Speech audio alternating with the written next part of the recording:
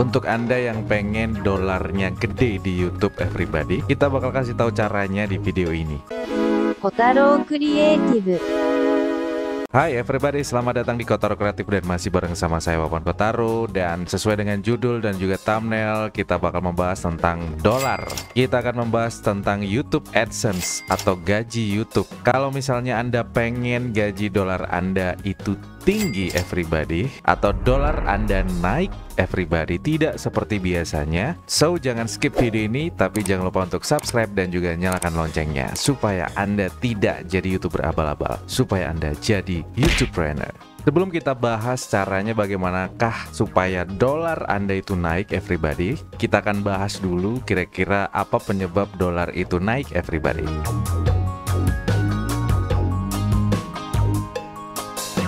Jadi kenapa ada yang gajinya kecil dan kenapa ada yang gajinya gede everybody ya? Itu semua tergantung sama CPM everybody. Jadi CPM Anda bisa lihat di YouTube Studio dan di situ ada CPM negara-negara tertentu. Jadi kalau misalnya Anda pengen CPM-nya tinggi, Anda harus ditonton oleh penonton yang negaranya itu CPM-nya tinggi everybody. Mungkin Anda bingung CPM itu seperti apa dan bagaimanakah cara menghitung CPM dan lain sebagainya.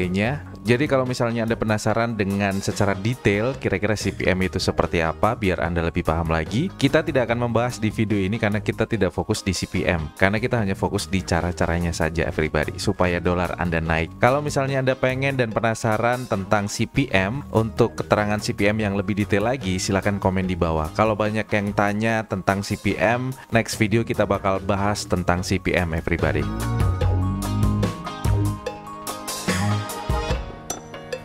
Jadi kalau misalnya Anda pengen dolarnya naik, sekali lagi harus ditonton oleh penonton dari negara yang CPM-nya tinggi. Jadi bukan hanya sekedar penonton yang di luar negara Indonesia. Ada negara-negara meskipun itu negara barat, itu juga CPM-nya rendah everybody.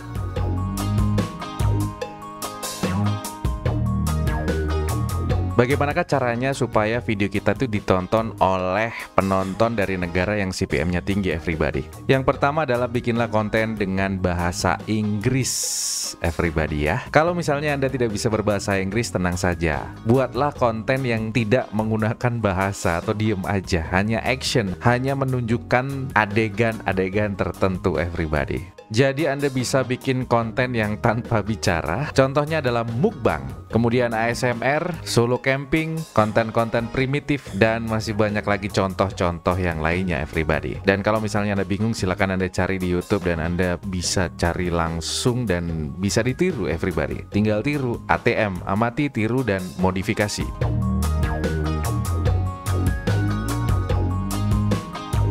Kemudian setelah bikin konten berbahasa Inggris atau bikin konten yang tanpa ngomong, ini adalah syarat utamanya. Meskipun Anda bikin konten yang tanpa ngomong, hanya menampilkan adegan dan pastikan judul dan deskripsi berbahasa Inggris everybody. Bang, saya nggak bisa bahasa Inggris, solusinya gimana? Nah, solusinya buat Anda yang tidak bisa berbahasa Inggris, ada yang namanya Google Translate. Atau Anda bisa download aplikasi-aplikasi yang ada di handphone. Anda bisa download di Play Store, di situ banyak sekali kamus-kamus bahasa Inggris kalau misalnya Anda pengen grammarnya bener everybody ya. Banyak sekali aplikasi-aplikasi kamus bahasa Inggris yang bisa mengkoreksi bahasa Inggris dengan benar dan baik. Kita kasih contoh untuk membuat judul dengan Google Translate. Nah, sekarang kita udah ada di Google Translate everybody. Tinggal ketikkan di Google Translate. Di situ akan muncul tampilan Google Translate seperti itu. Atau kalau misalnya Anda di handphone, Anda bisa download aplikasinya di Play Store, Google Translate everybody. Nah, di sini langsung tampilannya Inggris dan Indonesia. Sekarang kita balik everybody ya, karena kita menggunakan bahasa Indonesia dan kita akan artikan di bahasa Inggris everybody.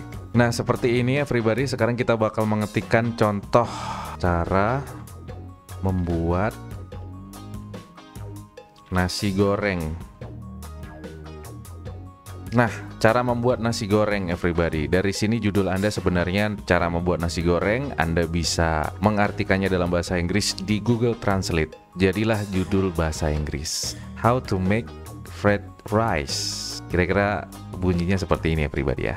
How to make fried rice. Oke, dan tinggal di copy, di sini di copy. di paste di judul Anda. Nah, bagaimana dengan deskripsi? Sama saja everybody ya. Misalnya kita teruskan deskripsi, kita masukkan judulnya di deskripsi awal, cara membuat nasi goreng. Dan begini caranya. Nah, and here's how. Kemudian bahan. Nah, ini dia bahan. Ingredient. Nah, begitu seterusnya. Tinggal copy paste sebenarnya, Anda tulis dulu, silakan diketik deskripsinya, kemudian tinggal masukkan ke dalam Google Translate. Selesai everybody. Sangat mudah. Jadi tidak ada alasan lagi untuk Anda yang tidak bisa bahasa Inggris.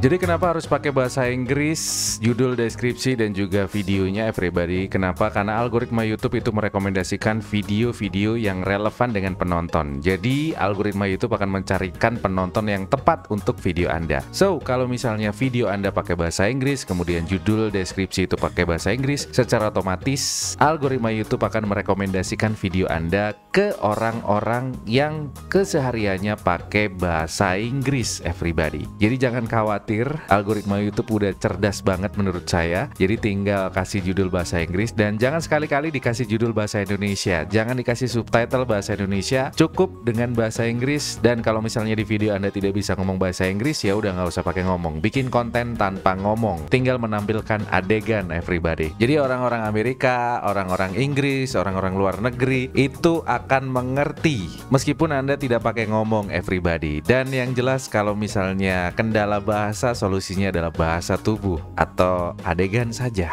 yaitu bikin konten tanpa ngomong everybody.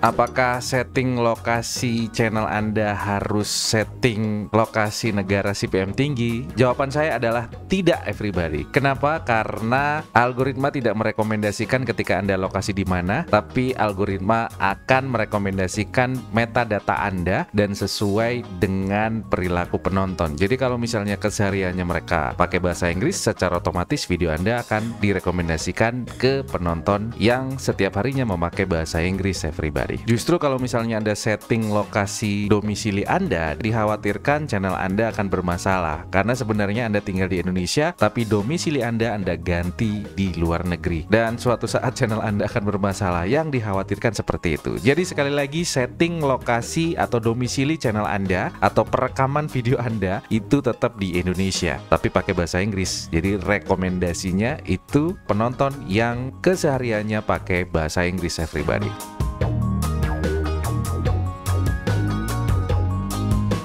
Dan ini yang paling penting everybody, jangan pernah nge-share di grup WA, jangan pernah nge-share di grup-grup Facebook atau media sosial yang lainnya. Sembunyikan channel ini dari orang-orang sekitar Anda. Jadi sekali ada teman Anda, saudara Anda, atau mungkin subscriber di channel Anda yang berbahasa Indonesia, jangan sampai tahu channel ini. Karena sekali ada satu orang Indonesia yang nonton dan mereka komen dan mereka like everybody, apalagi komennya pakai bahasa Indonesia, "Bang, semangat bang, wow." Dan yang terjadi adalah rekomendasinya akan menjurus ke orang-orang Indonesia semuanya. Jadi percuma dong bikin konten berbahasa Inggris, judul, deskripsi berbahasa Inggris semuanya, tapi tetap aja yang nonton orang Indonesia. Jadi sekali lagi, dolar ditentukan oleh penonton yang berada di negara yang CPM-nya tinggi everybody. Jadi poinnya di situ. Jangan lupa belajar karena hidup untuk belajar. Tidak ada YouTuber yang gagal, yang ada adalah YouTuber berhenti upload. Wawan Kotaro signing out.